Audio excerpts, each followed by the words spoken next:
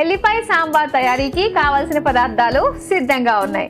అయితే ఇక్కడ మనం పప్పు ఉడకబెట్టుకుని పెట్టేసుకున్నాం కదా అండి, కందిపప్పు కదా అది, పెసరపప్పు. అయితే పెసరపప్పు ఆరోగ్యానికి చాలా మంచిది, సమ్మర్ లో ఖచ్చితంగా ఉండాల్సిందే. వేసవి కాలంలో పెసరపప్పు చారు, సాంబారు, పులగము రకరకాలుగా తీసుకోవాలి ఖచ్చితంగా. ఓకే, మరి స్టార్ట్ చేద్దామా అంటే? చేద్దాం. సో ముందు స్టవ్ ఆన్ చేయడమే కదా? అంతే, వెలిగించు.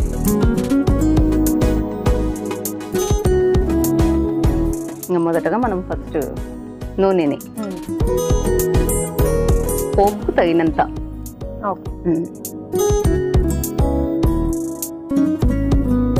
అయితే మనకు ఇక్కడ రుచి పరంగా చూస్తేనేమో నూనె ఎక్కువ వేసుకుంటే రుచికి రుచి ఉంటుంది, ఆరోగ్యం పాడవుతుంది. ఇక రుచి అవసరం లేదు, మనం తినాలి. తినడం కోసం బతకడం కోసం తింటున్నామా అనేది ఆలోచన చేసుకోవాలి. ఆ విధంగా వంట చేసుకోవాలి. అందుకే నేను నూనె కొంచెం వేసాను. ఓకే. తర్వాత ఎల్లిపాయలు ఉంటాయి కదా, వాటిని ఇట్లా సన్నగా కట్ చేసుకోవాలి. నూనె వేడయింది.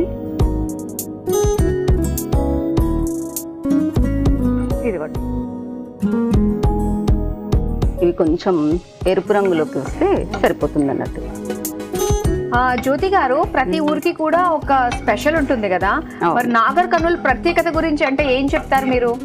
నాగర్ కర్నూలు ప్రత్యేకత అంటే మాకు మా దగ్గరలో ఉమామహేశ్వర క్షేత్రం ఉంటుంది. శ్రీరాముడు కూడా ఆ ఉమామహేశ్వర క్షేత్రాన్ని సందర్శించాడని చెప్తారు. చాలా చరిత్రతో ఉన్న దేవాలయం. మేము చదువుకున్నప్పుడు ఉమామహేశ్వరము అని పాఠం కూడా ఉండేది తెలుగులో, 8వ తరగతిలో. ఆ తర్వాత సోమశిల పాండవులు దర్శించారని, పాండవులు ప్రతిష్ఠించారని కూడా ఉంది. మల్లెల తీర్థం, ఇలా చాలా చూడదగ్గ ప్రదేశాలు చాలా ఉన్నాయి. ఇప్పటికీ ఆ తీర్థాన్ని అలానే మెయింటైన్ చేస్తున్నారా అండి? చేస్తున్నారు. ఇక్కడ మనకు ఎరుపు రంగులోకి వచ్చాయి కదా, ఇప్పుడు ఇక పోపు దినుసులు వేసుకుందాం. తప్పకుండా, ఒక్క నిమిషం తీస్తా. మనకు నూనె కొంచెం వేసాను కదా, అవి చూసుకుంటూ వాళ్ళు వేసుకుంటాం. జీలకర్ర,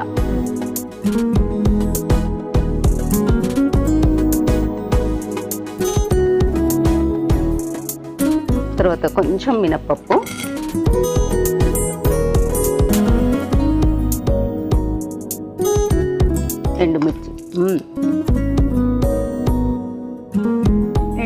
ఎండుమిరపకాయలు, కొత్తిమీర,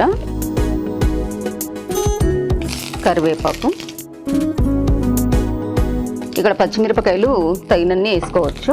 ఒకవేళ పచ్చిమిరపకాయలు మనకు అందుబాటులో లేకున్నా ఎండుమిరపపొడి వేసుకోవచ్చు అన్నట్టు. కలపండి.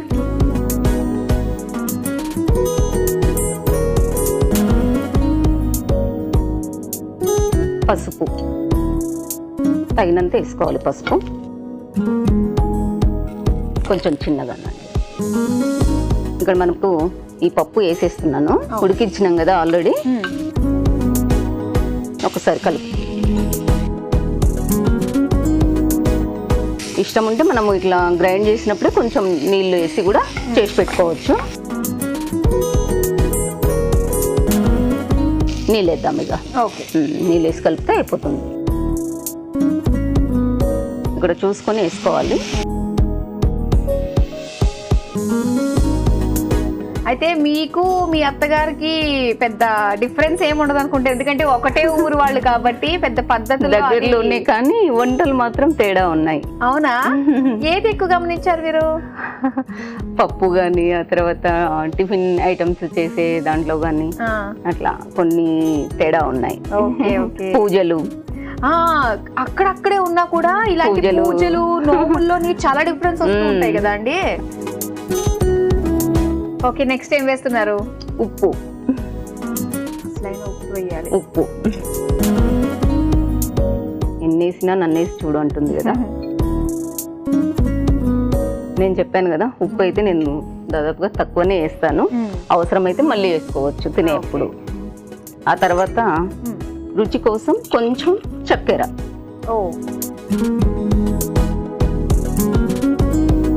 అన్ని వేసేసుకున్నట్టే కదా? అన్ని వేసేసాను, ఇంకా డిష్ అవుట్ అంతే. లాస్ట్ నిమ్మకాయ, స్టవ్ బంద్ చేసి నిమ్మకాయ విండాలి.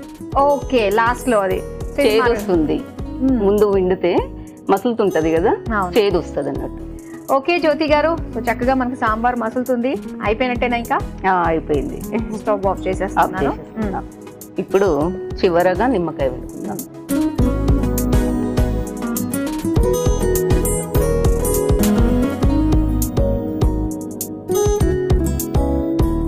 తగినంత చూసుకుని పిండుకోవాలి, మరి పుల్లగా అయితే కూడా తినలేం కదా.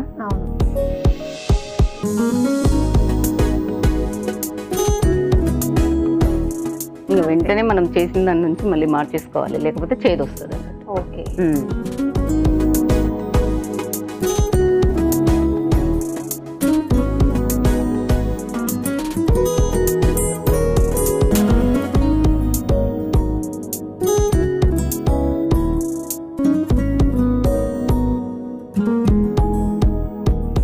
గార్నిష్ ఏమన్నా? కొత్తిమీర.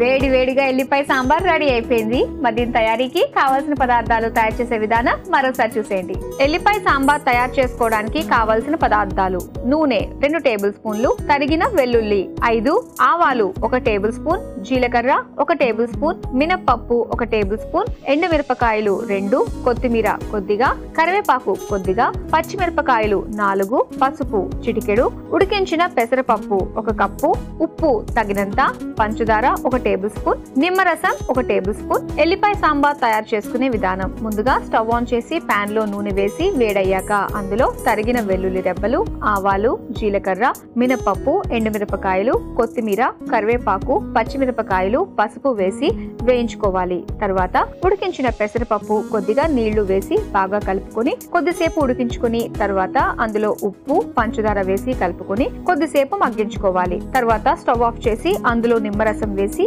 బాగా కలుపుకొని సర్వింగ్ బౌల్లోకి తీసుకుని పైనుంచి కొత్తిమీర వేసి సర్వ్ చేసుకుంటే ఎల్లిపాయ సాంబార్ రెడీ.